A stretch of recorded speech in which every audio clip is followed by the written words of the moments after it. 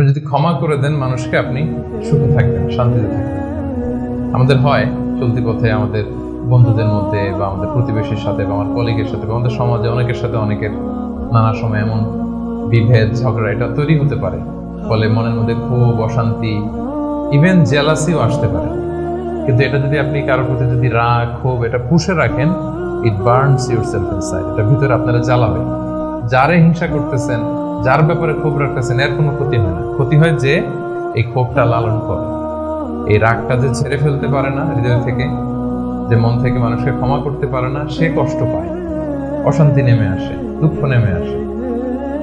আর যে সিম্পলি ক্ষমা করে দেয় সবাইকে, সে মানে সুখী একটা জীবনযাপন করতে পারে। এবং এটা জরিপেও, গবেষণাতেও দেখা গিয়েছে যে যে অন্যকে সহজে ক্ষমা করে দেয় সে হ্যাপি লাইফ লিড করে। তাহলে 2 নাম্বার কি? ফরগিভনেস, ক্ষমা করে দেয়। এটা আমরা রাসূল সাল্লাল্লাহু আলাইহি ওয়াসাল্লামের জীবনীতে যদি দেখি, রাসূল সাল্লাল্লাহু আলাইহি ওয়াসাল্লাম কি পরিমাণে যে ক্ষমা করেছেন, তো আপনারা নিজেরাও জানেন যে কত ঘটনা। ওনার পুরো জীবনীটাই তো ক্ষমা। সবসময় ক্ষমা করে দিতেন, মনে দুঃখ পুষে রাখতেন না কখনো। এবং সাহাবাদেরকে বলতেন তোমরা ক্ষমা করে দাও।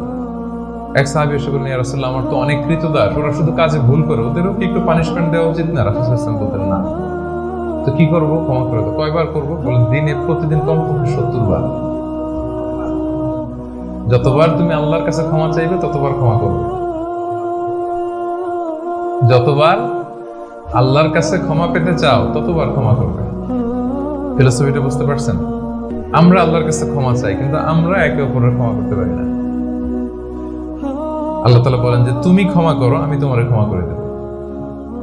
তুমি ক্ষমা করো তোমার ভাইদের, আমি তোমার ক্ষমার ব্যবস্থা করতেছি।